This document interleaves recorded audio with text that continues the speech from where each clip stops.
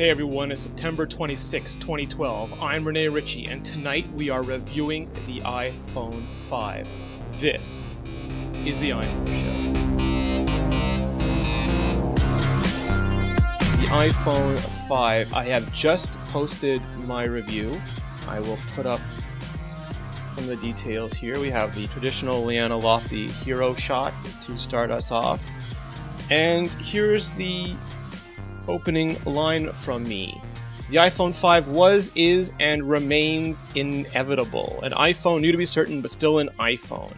And I think that encapsulates pretty much what this is. It is Apple's form phone, the phone they want to make, the phone they've wanted to make since 2005, getting better and closer to their ideal every year. And this year is no exception. If we look at previous iPhones, and here's a chart. It's going to be too small to see, I fear, on the video, but it should be manageable when I put the link in the show notes. But basically, if you look at the iPhone from 2007 till now, there is an incredible amount of progress. Like any small steps, each one doesn't seem that big, but when taken as a collective, it has traveled an incredibly far distance. The original iPhone, when it was released, it did not even have 3G. It did not have GPS. It did not have apps. It had modal notifications. It had no multitasking except for core telephony and messaging functions. And if you look at the original iPhone running iOS 1 compared to the iPhone 5 running iOS 6, it is an incredible run that Apple has had. Let's start with the technology. And as always, one of Apple's major strengths is the manufacturing process that they are able to achieve. So I'm just going to put this up.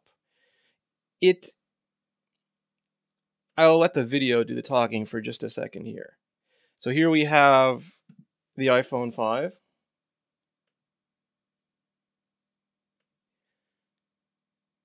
And as always, comes in a box.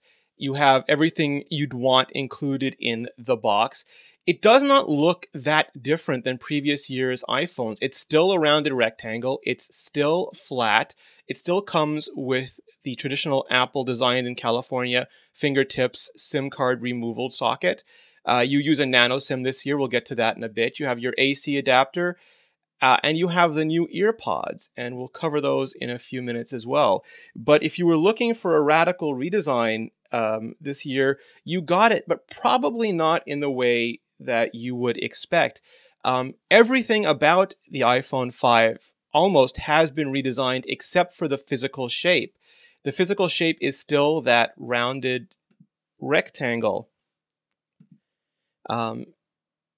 Every button is still in the place that you previously had it. You have the home button underneath the screen. The FaceTime camera has moved above the earpiece. You have the volume buttons on the side. You have the 3.5mm headset jack on the bottom now. And you have the new Lightning connector instead of the traditional 30-pin dock connector. But if you were to look at it from a distance, from a long way away, which is the way some people are looking at it, it's still a rounded rectangle. Now, if we put this in the context of previous iPhones, and we look at them all in a row, from the original iPhone to the iPhone 3G and 3GS, which shared the same casing, to the iPhone 4 and 4S, which also shared the same casing, you can see exactly how Apple is following this design evolution, making a better iPhone every year, an iPhone that's closer to their ideal of an iPhone every year, but not change for change's sake. There's no triangular iPhone, no pentagram iPhone, no boomerang-shaped iPhone. They're not doing fashion. They're not rolling at dice.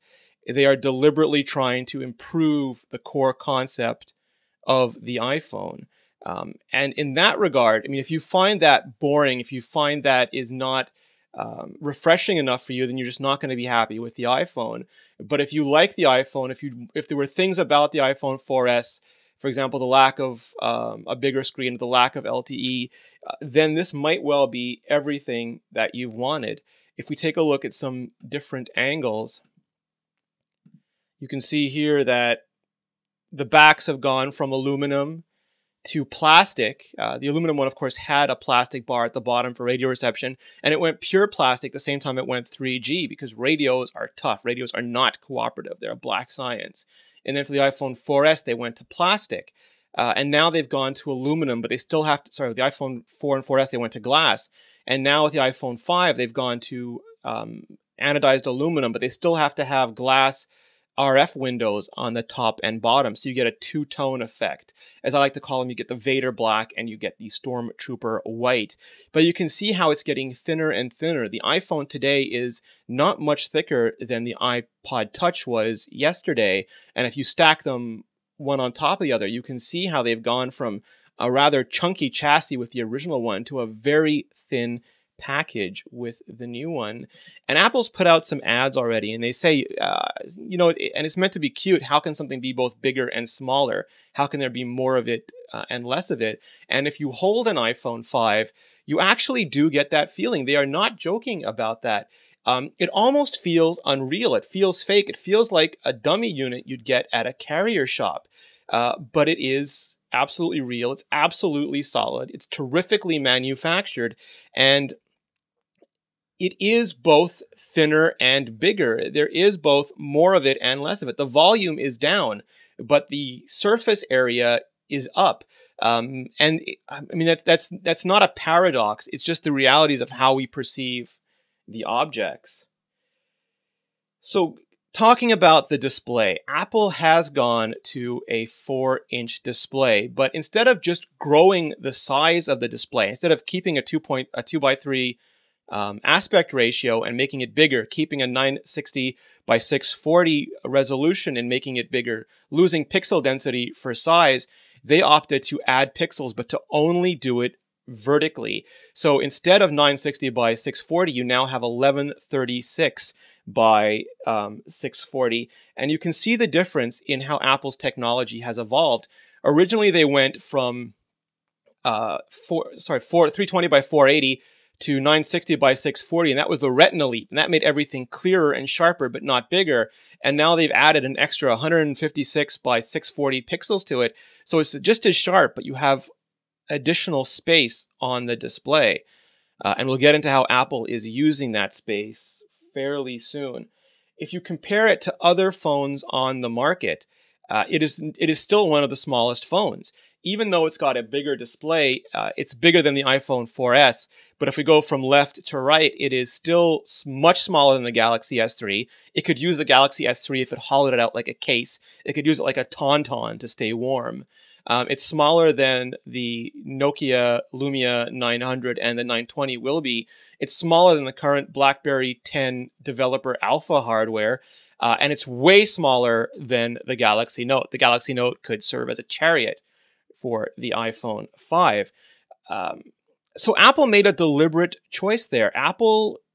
Every design is a compromise. You can never have everything in real life. Every decision has an opportunity cost. If Apple had gone bigger, they would have sacrificed several things that are important to them. They would have sacrificed one-handed ease of use. Apple, if you've watched their presentation on the iPhone 5, they really value the ability for the thumb to traverse most of the area of the screen. They also value pocketability, and you can joke all you want about skinny hipster jeans, but if you have skinny hipster jeans, they want to make a phone that you can easily slide into and out of the pockets for that apparel. And they also wanted to keep Retina, and they wanted to maximize they wanted to keep Retina and the size, the horizontal width of the display. So given those realities, the only place they could go is up. So to keep the phone as small as possible and make the display as big as possible, to minimize the casing and maximize the display, they couldn't stay at 3.5 because an LTE radio, the demands of the new chipset, the demands of the battery wouldn't allow it. They had to go to a bigger phone, a bigger display, and then in terms of proportion, the display now takes up much more of the face of the device. The display itself also gained quite a bit. It's still an LCD. It is still a IPS panel, so it's big, it's bright, it has excellent. You can look at it from a wide range of angles, And the quality of the panel itself is still fantastic. If you look at icons, everything is still crisp. It's still a Retina display, so it's still hard. It's still very difficult to see pixels. And if you look at it next to the iPhone 4S display, it is much brighter. Apple says it has a 44%, I believe it's 44% increase in color gamut.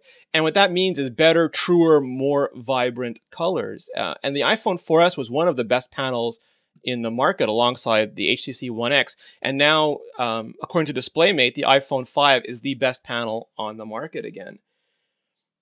So what Apple did was use in-cell technology. And what that means, instead of having two layers for the display, a digitizer and the actual LCD, the digitizer is now built into the LCD.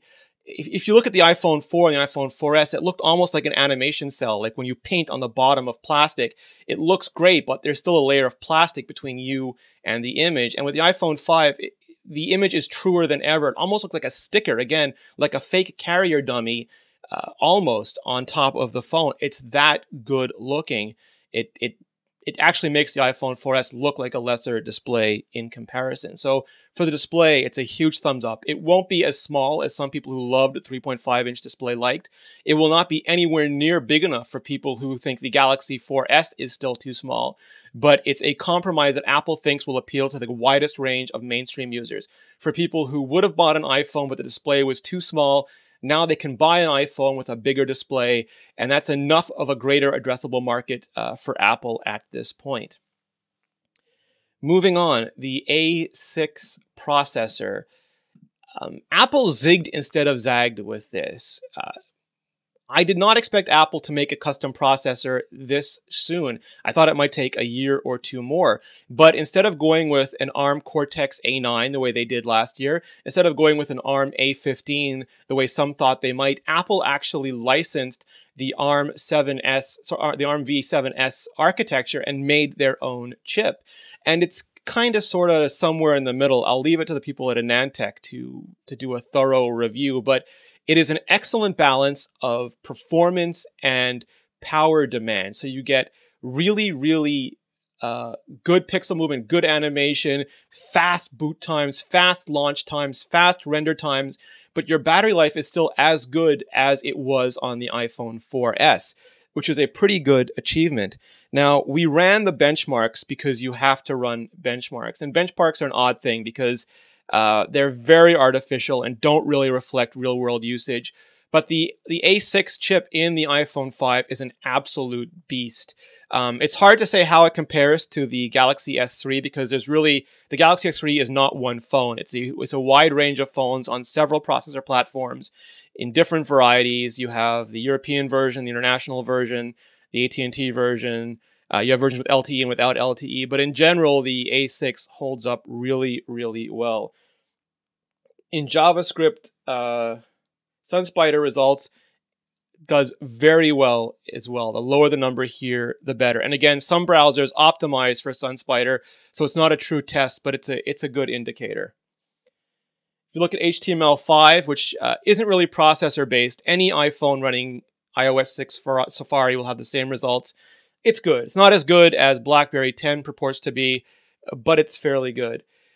More importantly, though, for human beings, the iPhone 5 will launch your apps faster. It will launch your games faster. It will render your websites faster. It'll reboot faster if you need it to. The camera will launch faster. These things seem like insignificant seconds out of your lives, but they all add up. And as anyone who's, counted out loud in frustration at the camera app, waiting for the camera app to launch, a camera app that's near instant is hugely satisfying. So all in all, the A6 chipset, it's an absolute monster. And Apple actually, according to iFixit and Chipworks, they manually set the cores, which is almost unheard of these days because it is so expensive, but it is a better way to get a power versus performance balance. So down to the bits and the atoms, Apple really wanted to get this right, and it looks like they did.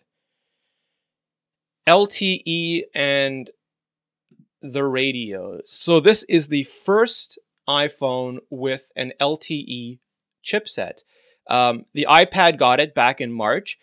The iPhone finally has it now, and it has a slightly more advanced version. It's using the latest Qualcomm chipset, and it's got everything on one chip, and it's using one radio. Now, that again is a compromise. The downside of this is that Apple's only making one connection to the carrier. So, since no carrier supports voice over LTE yet, if you're on LTE and you get a call, if you're on AT&T or a GSM carrier, you'll drop down to HSPA, GSM data, to do your call. If you're on Verizon and Sprint, just like with the old EVDO CDMA phones, you will lose your data connection unless you're on Wi-Fi. The advantage of this is because there's only one connection, it is much more power efficient. Now, the problem with some early LTE phones was once you lost LTE, you basically had to reboot or jump through hoops to get LTE back. But in my tests, it was very fast, very fluid, almost seamless with the iPhone. You're on LTE, a call comes in, you drop down to 3G, call end, you pop right back to LTE. So that's the HSPA is fast enough now for almost any kind of usage. So it's really not that much of a downside. The advantage is you get incredible internet speeds. You get speeds so fast you might forget you're not on Wi-Fi. You might get home and not remember to turn back to Wi-Fi because your LTE is so fast.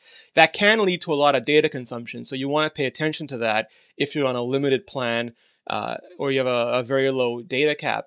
But if not, it flies. I did have some problems with Rogers in Canada. On the iPad, I usually get 30 megabits per second on average. On the iPhone, I spiked to 30 megabits per second, but on average, I was getting 15 megabytes. But if I tethered it to my iPhone on my Mac or iPad, I got 30 again. So I don't know if there's a glitch in my iPhone or a glitch in my carrier, but based on reports we're getting from all the iMore readers, the LTE speeds on the iPhone are as impressive as they are on the iPad.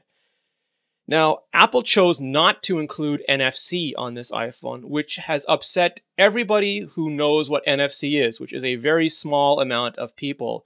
Until recently when the media started reporting it and people who had no idea what NFC was were suddenly upset they didn't have it. Apple believes that there is no compelling mainstream consumer demand for this technology yet.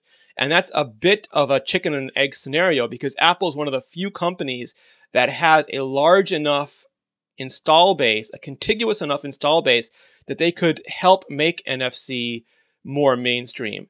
But Apple is usually very conservative with radios. Again, they didn't get GPS or 3G until the second iPhone, and they only got LTE with this iPhone, so they very seldom race ahead in the radio game. They prefer to wait. They're already doing e-commerce. So NFC it's good for several things. It's good for anything that basically requires touch and go data transfer. So e-commerce, if you want to just do a mobile transaction, a quick check-in, if you want to quickly transfer some data, NFC is good for all of that, but it's not the only way to do that. And Apple has built in the same Bluetooth 4.0 we had with the last iPhone, even though very few people are using it yet. And even with the App Store app, they're doing mobile transactions using location and Wi-Fi and cellular signal and other things.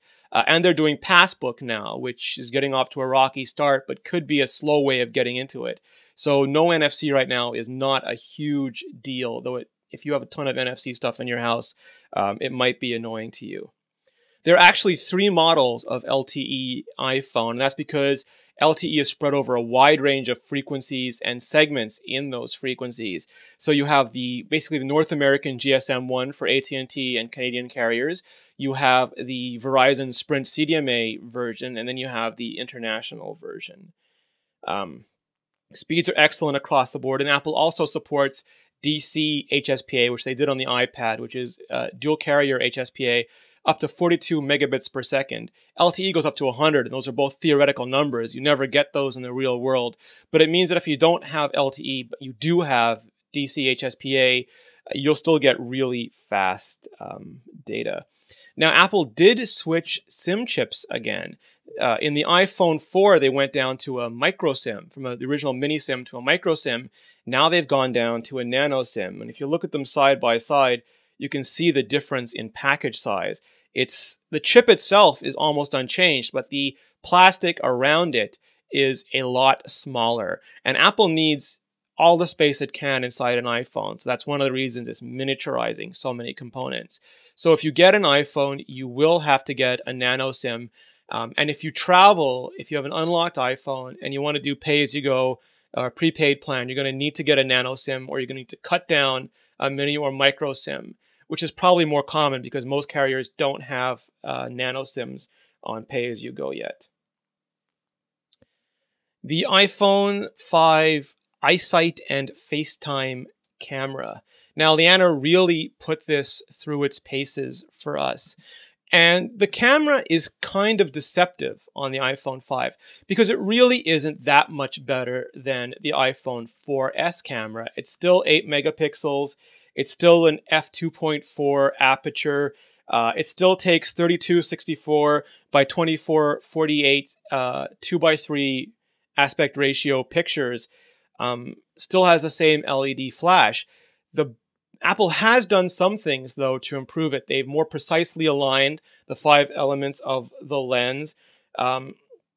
They've got a new sapphire crystal on top of it so that it is more impervious to scratches and abrasions.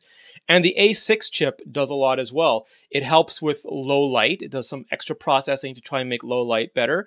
But all in all, it's a very similar camera to the iPhone 4S. The biggest difference is Apple managed to take that camera and make it 25% smaller and fit it into the iPhone 5 body, which is 12% thinner. Cameras do not like thinness. If you look at big lenses, they are big, deep lenses. Glass likes its space. So being able to engineer as good a camera as iPhone 4S into as thin a phone as the iPhone 5 is remarkable. And for people who want thinner phones, it's a good trade-off.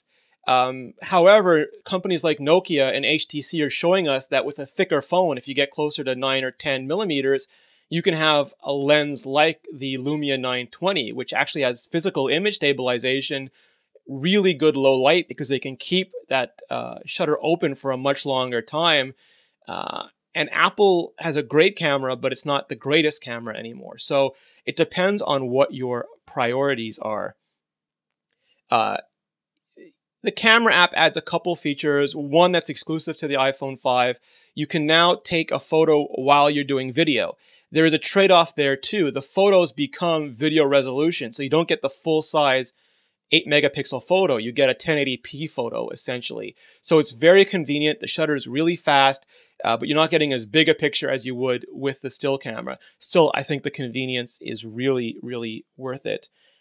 If we take a look at a macro, you can see it's not vertically aligned inside the glass band, which does affect people who are highly aesthetically sensitive, but it's an excellent lens. And you can see one of the new microphones in between it there that we'll come to in a minute. Now, if we take a look at some examples of photographs that Liana shot, you can see that a couple good things. First, Apple has fixed macro focus. On the iPhone 4S, if you tried to get too close on a macro, you'd lose the ability to focus, and it was super annoying.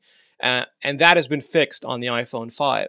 Also, HDR seems to be much better. I'm not sure if that's the digital signal processor, the image signal processor, or what it is, but HDR is so good that Liana suggests for landscapes, you just leave it on.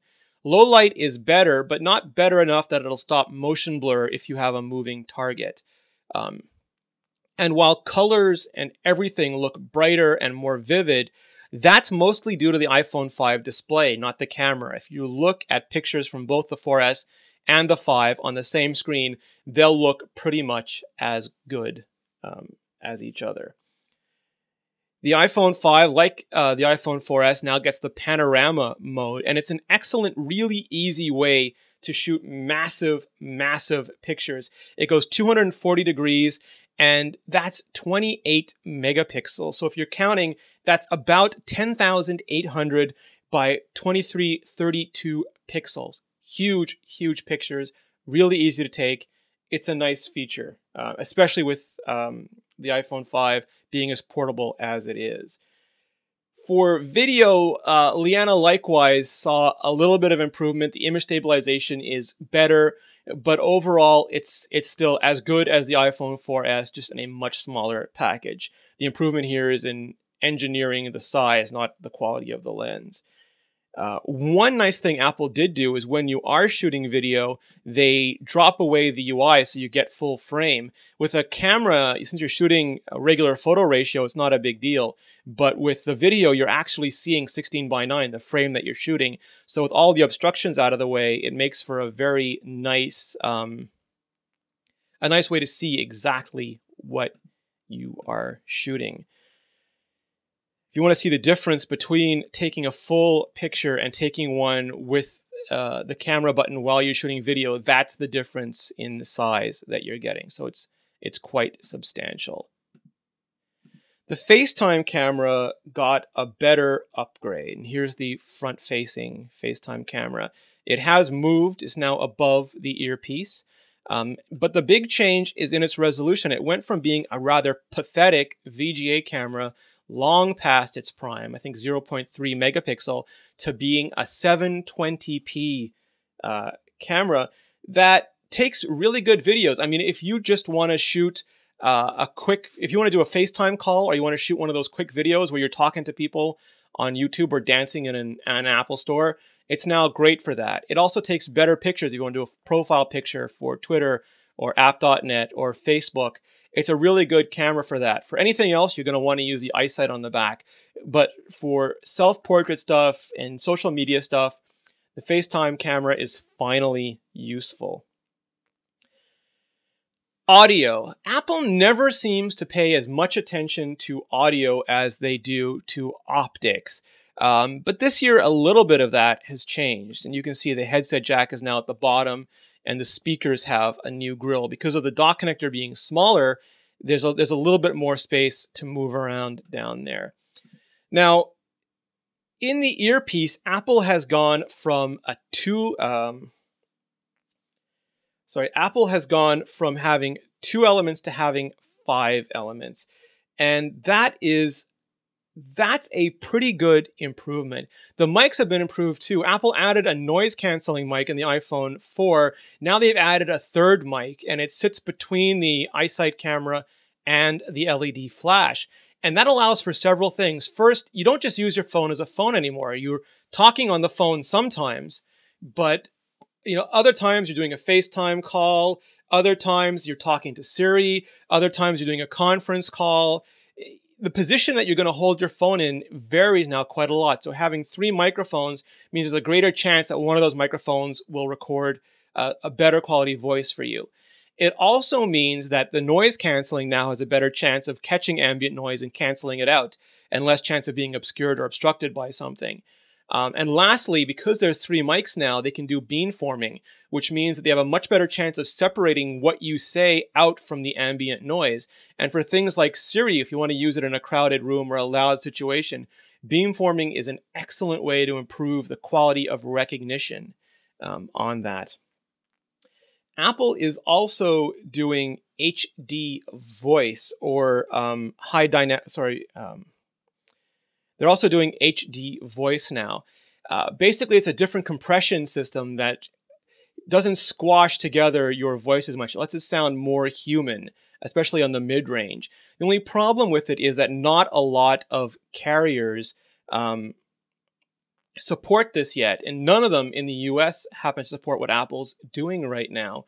So it's not going to be of high value to a lot of people. There are some carriers, Deutsche Telekom and Orange, that are supporting it, but not enough for it to be considered anything more than a bonus at this point. However, in general testing, the iPhone 5 has sounded much better to me than the iPhone 4S did. In fact, when I call people on AT&T in the US now, they actually sound like human beings and not Motorola robots, which is very, very nice. The Earpods were another major announcement from Apple. For the first time in a long time, they've redesigned the basic headset that comes for free in every iPhone, iPod Touch box. And that's a fairly big deal. Now, Jonathan Ive, Apple's Senior Vice President of Design, made the analogy that making a headset for everybody is like trying to make shoes that fit everybody. It's an impossible task. And these earpods will not fit everybody, but they'll fit more people more comfortably and stay in the ear longer than the original set.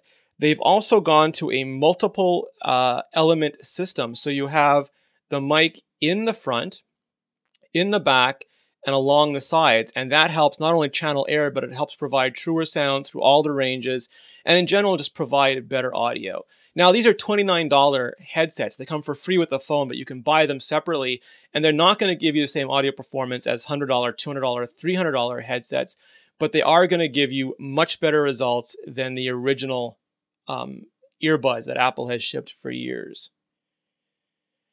The Lightning dock connector. So talk about redesigning things that Apple has used for years. The 30-pin dock connector was ubiquitous. It was everywhere. It was so common that people didn't care that Apple wasn't using USB. I mean, rational people didn't care that Apple was using USB. And now they've gone and changed it. And there's a couple reasons for that. One is we're doing more with wireless than ever before. We're using AirPlay for video and audio, Wi-Fi sync to connect to iTunes, Bluetooth 4.0 for low power, quick connection stuff, AirPrint to print to send our print jobs to printers. There's just a vast array of traffic that's been moved off of the cable. None more importantly, perhaps, than iCloud. It actually severed the physical tie to iTunes. So we don't need that cable that much anymore, especially on a cable that had dedicated pins for almost everything, including legacy stuff like serial and analog video and HDMI and everything else. We do still need the cable for charging, though. Apple has made no effort to include wireless charging or inductive charging, something Palm had with the Pre, that Samsung has with the Galaxy S3, that Nokia is doing with the Lumia 920. Apple, like NFC, does not believe that it solves any mainstream consumer problem and just adds one more thing to an already cluttered device profile.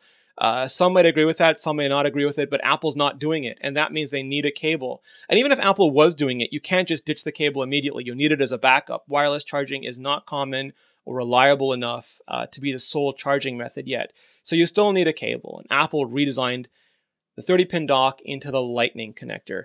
Now, the Lightning connector is not as fast as Thunderbolt, even though Lightning is faster than Thunder. If you get past that little mental leap, though, the reason it's not as fast as Thunderbolt is because the iOS devices are not compatible with PCI architecture, which is what Thunderbolt uses. Now, that also means that Lightning, while a new connector on one end, is still stuck with USB on the other. The good points about Lightning is that it's ambicopular. You can plug it in either direction. You can't do that with USB, so you'll still have one end of your cable you'll have to fuss with. It looks like USB 2. It might be USB 3, but there are limits to how fast the NAND flash storage in an iPhone can read and write. And we might hit that before we actually hit speed limits in the bus device. So that'll be a bigger issue. Right now, Lightning is a USB to iOS device connector, but it's an all digital one, and it has 8 signals, and they can dynamically reassign depending on what you plug into them. Which means that while Apple's only offering an adapter now for traditional dock usage, which is charging audio systems, car systems, and the like, they have said that they'll have HDMI and VGA breakouts eventually, and it's possible other people will do serial and maybe analog audio and video connectors as well. Although apparently, along with Lightning, there are new restrictions in Apple's license that makes it harder for small parties to make hardware. So we'll have to see how that plays out. But if you want a look inside the pins of the new connector, there is a macro for you. And if you want to take a look at the connector compared to the 30-pin, that is what it looks like. If you're listening to the show instead of looking at it, I apologize. But really, video is part of the experience when you're reviewing something. So it doesn't sound on the surface like Lightning offers much. I mean, I only ever use my cable to charge my iPhone, and the dock is just as good for that as Lightning. And accessories aren't taking advantage of anything special that Lightning offers now anyway.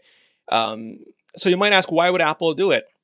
And there's really only one killer feature, and it's an absolute killer feature, and that is Lightning let them make a thinner phone. Apple was stuck, especially with the iPod Touch, with the physical width of the old dock connector. And now that they've got to Lightning, they can miniaturize things a lot more, and making things thinner is one of Apple's favorite pastimes. So until they go wireless, they had to go to Lightning if they wanted to make thinner devices, and they wanted to make thinner devices. Battery life. So anytime there's a new device or a new version of the OS, people inevitably ask about battery life. And battery life is a tough thing to judge. Apple actually rates the iPhone 5 as good, if not better, than the iPhone 4S in most categories, including 3G talk time. Now, there's no LTE talk time because, again, there's no voice over LTE on any carrier. So if you're on LTE, you'll drop down to 3G anyway. So that's the only talk time that really matters. And in my tests, the iPhone did well. Now, I set up my iPhone as a new phone. I did not restore it from a backup. And that's usually one of the things that causes problems with battery life because of, you've deleted, restored apps, done a lot of things that have caused corruption or rogue processes. The clean install is usually the safest bet. And with that, I've left my iPhone for 8 hours at a stretch, and the battery has barely gone down, maybe 5%. If you're having serious battery issues, we have a whole set of troubleshooting tips. They'll be in the show notes, so try them out. If you have a device that just looks broken, make sure you take it back to Apple, because all the trade-offs Apple made in major part were for battery life. So you should be having excellent battery life. Freydog in the chat room is pointing out that coverage makes a difference, and that's absolutely true. I've said many times that when I go to the US and my phone hits AT&T, I can watch my battery drain because the radio is just screaming, trying to lock on to signal. That's nothing Apple can really control. I mean, they've got the same dual dual antenna system in the iPhone 5 they have in the iPhone 4S, so it'll try to get the best signal it can. But if you're in an area that changes signal a lot or has a hard time finding signal, it's going to run down your battery.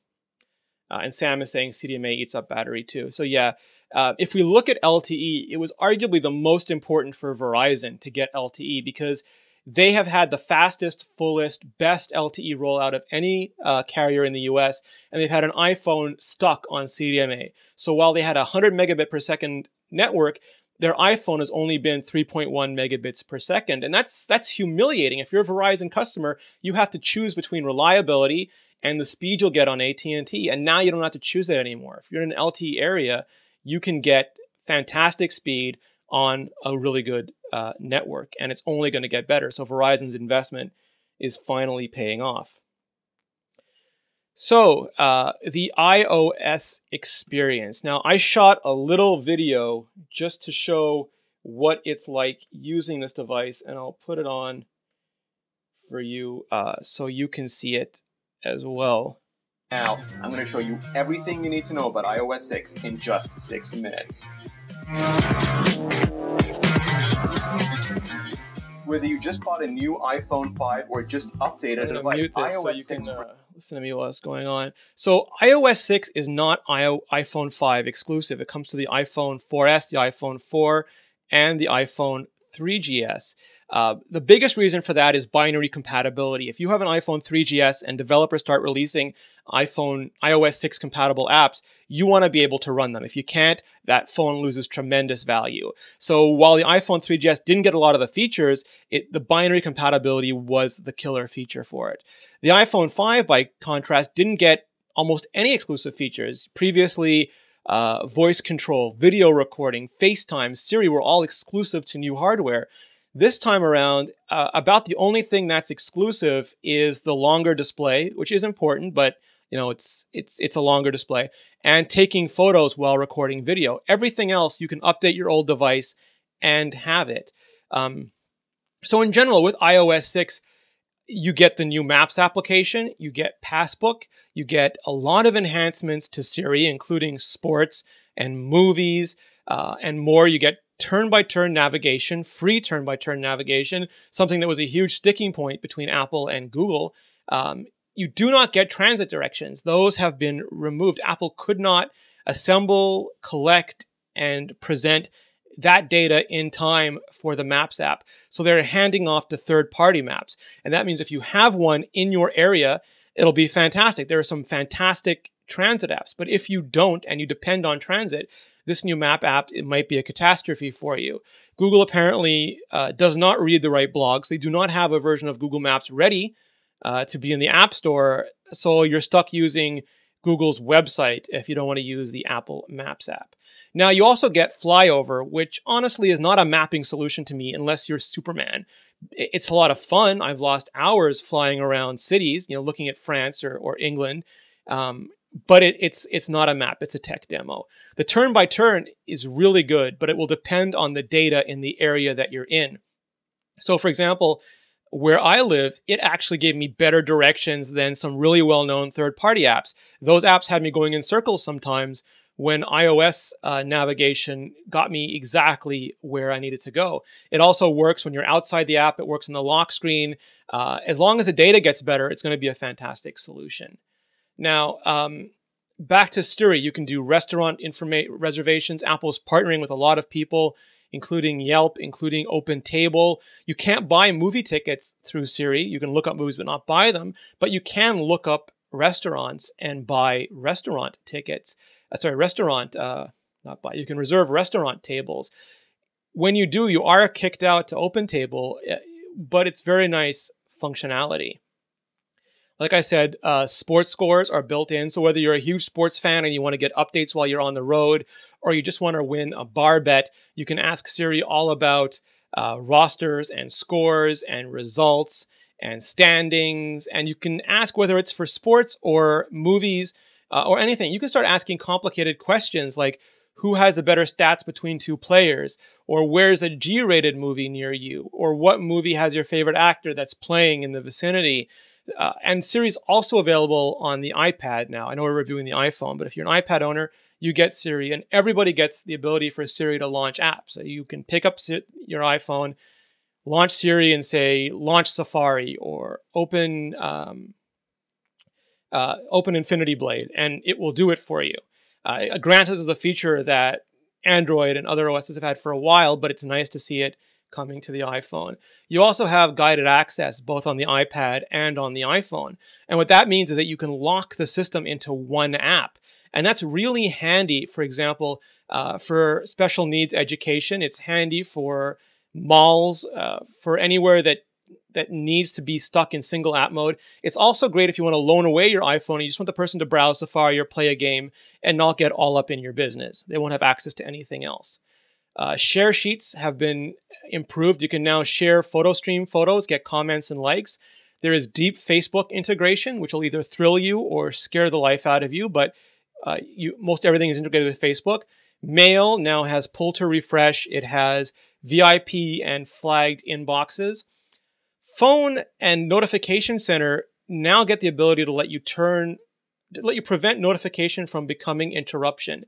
Whether you want to time it so that it's disabled while you sleep, or you want to turn it on when you have to work, you have Do Not Disturb mode, which will stop the screen from lighting up and your phone from beeping and buzzing.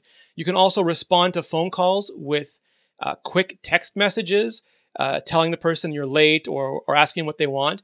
Or you can even respond with you can even create a reminder so that you're reminded to respond to them when you leave, when you get home, when you get to work, or an hour later. They've also adjusted. They had a big controversy last year over privacy, and now privacy is very granular. You can decide privacy on an app-by-app basis and grant or revoke privacy at any time.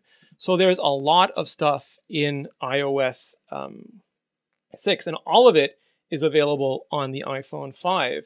And yes, it is more about Apple this year, or a lot about Apple this year, as opposed to users. Apple got rid of Google, replaced them with their own maps. They're intermediating them with Siri. They're establishing Passbook, maybe for future mobile payments. They're outsourcing social networking to Twitter and Facebook. They're expanding China, which is a great growth market for them.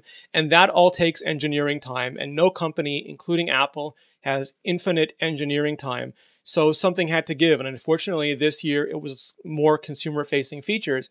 But hopefully, Apple now has control of their own location services, control of their own value-added services, and they can concentrate on more user features going on next time.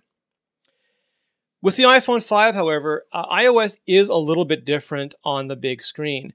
First of all, you have room for more apps on the home screen. You finally have room to have all the apps you could possibly want, especially if you use folders right on your home screen. And folders even display an extra row of icons, so you can jam as much as you want into the folder system.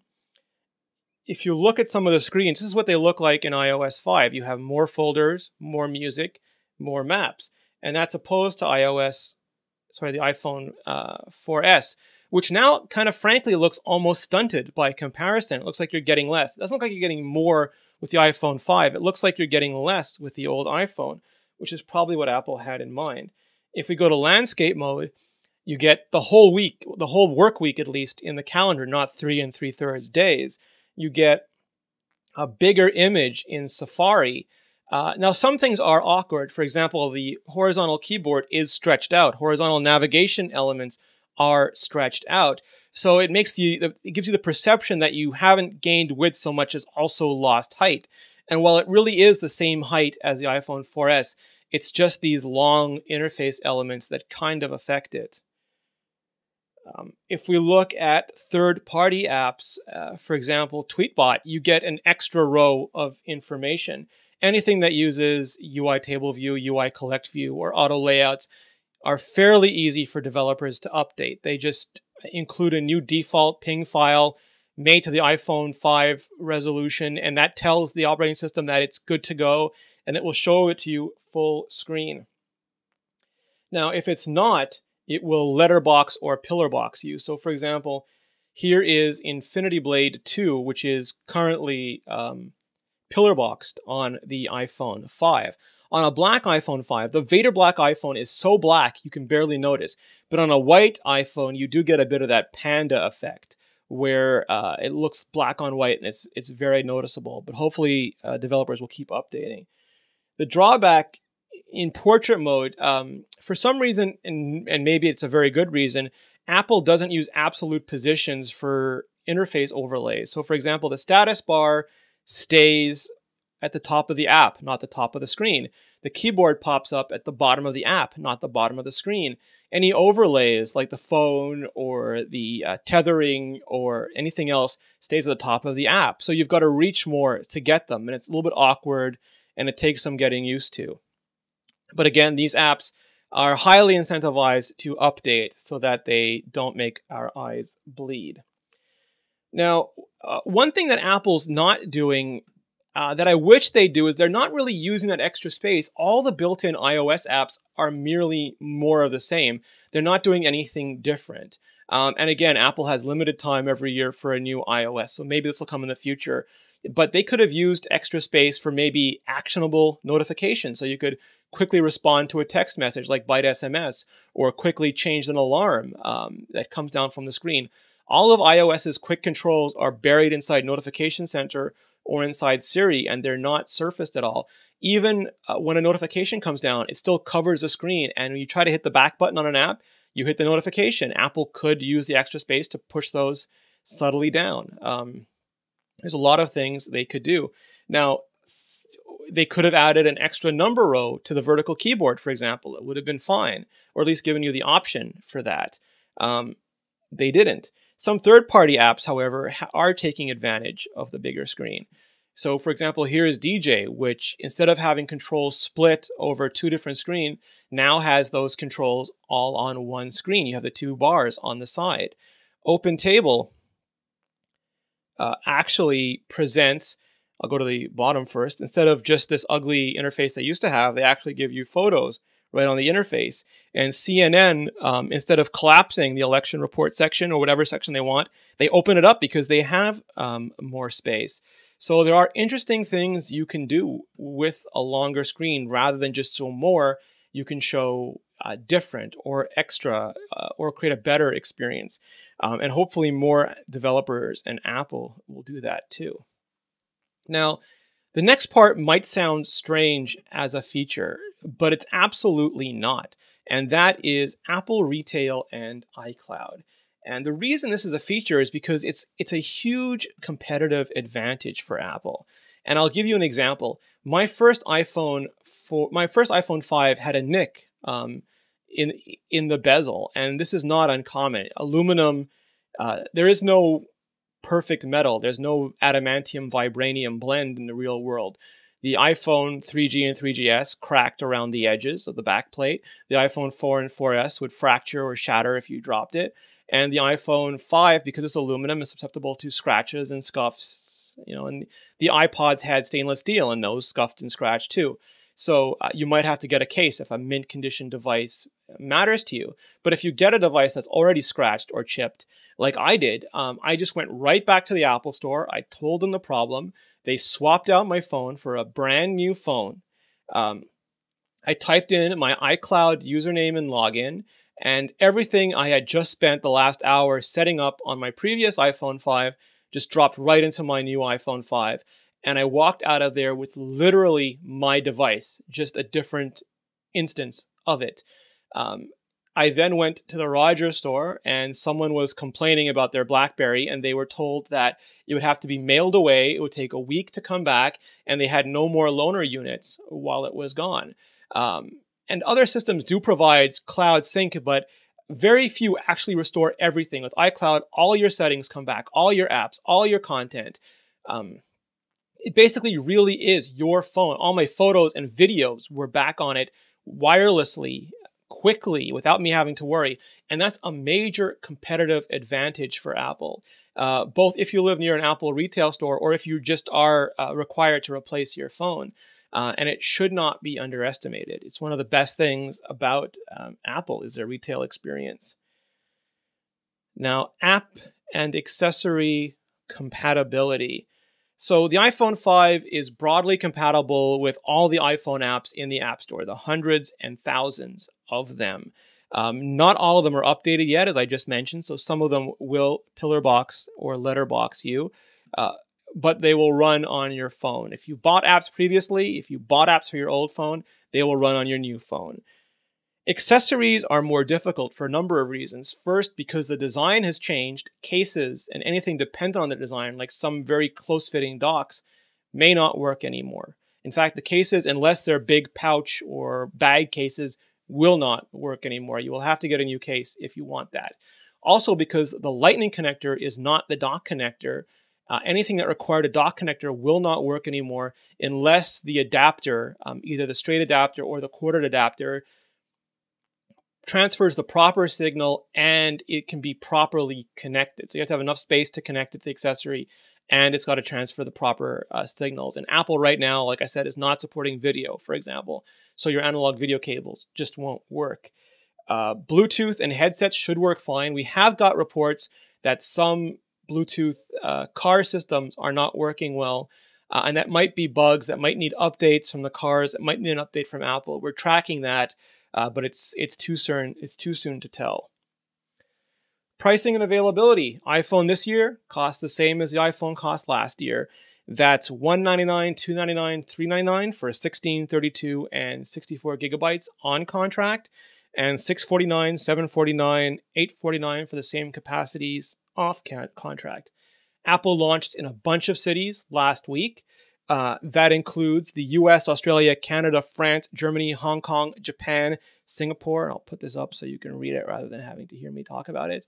And the UK, and it'll launch September 28th in Austria, Belgium, the Czech Republic, Denmark, Australia, Finland, Hungary, Ireland, Italy, Liechtenstein, Lithuania, Luxembourg, Netherlands, New Zealand, Norway, Poland, Portugal, Slovakia, Slovenia, Spain, Sweden, and Switzerland. So Apple is doing a rapid deployment. And that's it. The bottom line, the conclusion, what this all comes down to, whether we can recommend the iPhone 5 or not. And let's make no mistake about it. This is the new iPhone, but it's still the iPhone. That's intentional. As I've said before, that's inevitable. Apple is striving very hard to make a better iPhone every year, not a different iPhone. They're not playing at dice. They're not weaving fashion. They are very deliberately taking their core concept and striving every year to get closer and closer to it. Now, what they do when they finally reach it, when they're as perfect as technology allows, is another question. What Apple does next is actually a very important, very interesting question. But for now, they still have glass RF windows. They still have various compromises in many areas of the phone that we discussed throughout this review that they're going to try to make better again next year. The trouble with making one phone a year is the same trouble with trying to hit a home run every time, and that is sometimes you strike out. If other manufacturers make multiple phones, so if one phone sucks, chances are in 3 to 6 months there'll be another one, and it won't be that damaging. Apple makes one phone, so if they get it wrong, it's totally derailing. It's obliterating. It's game over wrong. So they have to be very careful. Did Apple hit a home run with the iPhone 5? Did they strike out? They absolutely hit a home run. It's a fantastic phone. The challenge Apple has now, though, is that they're not the only one hitting home runs anymore. There's a lot of good platforms, a lot of good manufacturers, and all of them are swinging, right past the fences. They are hitting it out the park, and people have a lot of choice now. So Apple making a fantastic iPhone, it's no longer a guarantee. They have to fight for their position in the market. And we all know, Apple sells terrifically well in the past on US carriers and internationally, but their market share when compared to every other phone isn't huge, even if their profit share is. So this is Apple's shot at reclaiming it. If you never liked the iPhone 5 will not change your mind. It is a better iPhone. You will still not like it. You'll be better off with something else. So check out Android Central or Windows Phone Central or crackberry.com. Find your something else. If you did like the iPhone, but the screen was too small for you, or you really wanted LTE, now the iPhone has that. So check it out. You'll probably like it. You might even love it. It's an excellent phone. And if those are the only things holding you back, they're gone now. If you had previously an iPhone 4, an iPhone 3GS, or an earlier iPhone, the iPhone 5 is it's a fantastic upgrade. All your stuff, all your apps, your software, all that stuff will keep working. It's just a much, much better phone. If you can afford it, do the upgrade. If you have an iPhone 4S, it's not an easy choice. In fact, unless you really want LTE or the bigger screen, you're fine with your iPhone 4S. It runs almost every aspect of iOS 6 fantastically well. You don't get the 16:9 apps. You don't get the picture taking during video, but you get everything else and you get it well. So it's not a compelling upgrade. You're fine holding your iPhone 4S until the iPhone 5S comes out next year or whatever Apple releases and decides to call it. But overall, Apple is continuing this relentless drive towards their Plato-like ideal iPhone, every year getting closer, every year getting better. There are compromises this year like there are every year, but it is absolutely the best damn iPhone Apple has ever made. It is one of the best phones, period, ever made.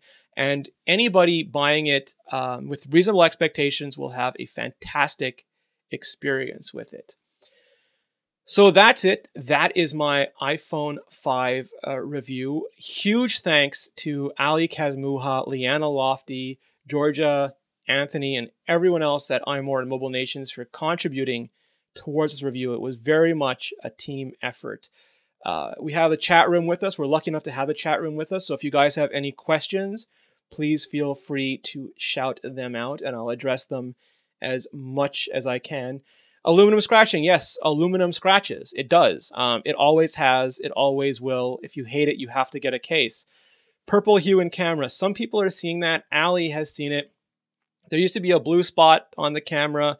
There used to be problems with the flash on the camera. Every camera has its peculiarities under certain conditions. We're looking into it, but it's not common yet. What else do we have here?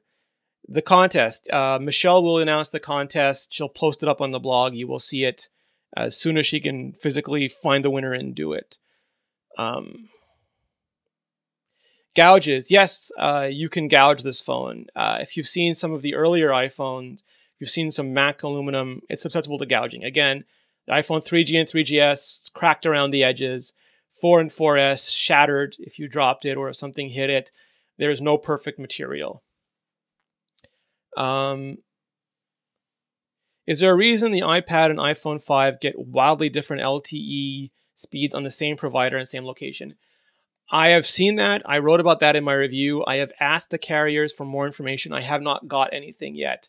It's too early for conspiracy theories like throttling or connectivity issues, because when you tether, they work at the same speed, and I'm not sure they're not working at the same speed. It might just be a problem with reporting. So we're looking into it, and we'll get back to you as soon as we have some solid information. It's not an iPad mini show. We'll talk about the iPad mini in the future. Jade wants to know what's the best podcast online for iOS. That would be the iMore show. No even reason to ask that. Will Apple ever add an LED light? They have an LED flash. They will not probably add an LED notification light because if you've watched Apple talk about the sleep light on a Mac, they don't like noisy visual things. Already the entire screen lights up when you have a notification, so that's pretty good. And I've used BlackBerries in the past. And the problem with BlackBerry notification lights is that once it's on, or notification lights in general, if you want to ignore it, if you don't want to be disturbed, once it's on and stays on, you no longer get notifications. It becomes useless. So it's good for the Crackberry types who are on everything every minute of the day, but it's not a wide-ranging consumer issue. Charging cable problems. I have not seen them with Apple's cable.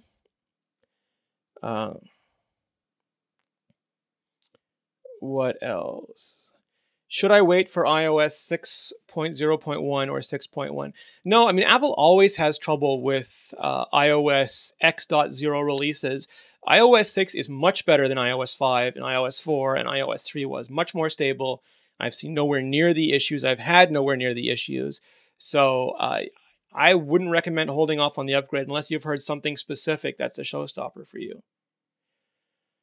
How do I see Siri expanding in the near future? We spoke about that a lot on Iterate this week. We did our iPhone 5 roundtable on Iterate, so I'm not going to copy too much of that. You can listen to Iterate. But I think Siri is a natural language experiment equivalent to the Apple One and the Lisa before the Mac. I think it's definitely part of Apple's future. You could see Scott Forstall say it launches a trailer in Siri. Siri is like a second layer OS. And I can absolutely see Apple taking that further and there being a natural language OS eventually for the iPhone.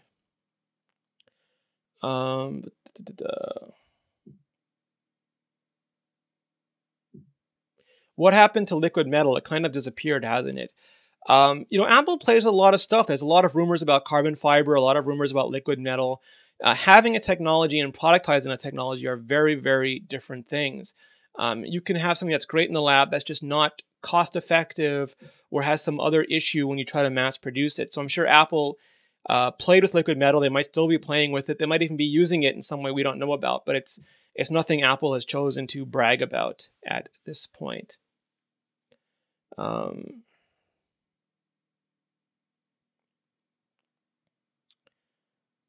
Anything else, guys? Some of the stuff is just not on topic, so I'll get to that in another show. All right, it looks like that is it. My one-man show has come to an end. I want to thank everyone in the chat room for making sure I didn't have to do that. Oh, Sam wants to know, will we see nano SIMs on all the carriers? Eventually. They're going to hoard them for now to satisfy iPhone 5 demand. But, micro SIMs haven't propagated to pay-as-you-go plans on a lot of carriers yet. So I wouldn't hold my breath. But eventually, yes, you will see nano SIMs, or you'll have to cut them. So again, I want to thank the chat room for making sure I didn't have to do this show alone. If you missed Seth, you can follow him on Twitter at Seth Clifford, or you can see the stuff that he and his nimble crew do at nickelfish.com. If you missed Georgia, you can follow her at Georgia TIPB. She's old school like that. Or catch her on iMore or on zenandtech.tv. You can find Leanna at LLofte, LLOFTE. You can find Ali at iMuggle, IMUGGLE. And you can find all of us at iMore. You can email us at podcast@imore.com or just leave a comment on the show when it goes live. And if you haven't already, comment on the shows. We use the comments to figure out what we're going to talk about next week. So not enough of you are doing that yet. Go to the shows, go to the comments, leave your comments. Also, if you haven't in a while, please go to iTunes, leave a review, leave a rating. It encourages iTunes to feature us so we can find more great audience members, listeners, viewers, and chat room people like you. For all the Mobile Nation shows, please go to mobilenations.com/shows. And I am losing my voice now, so I'm going to cut this off where we are. And just once again, thank our chat room, the best looking, best sounding, smartest chat room in mobile. Have a good night, everybody.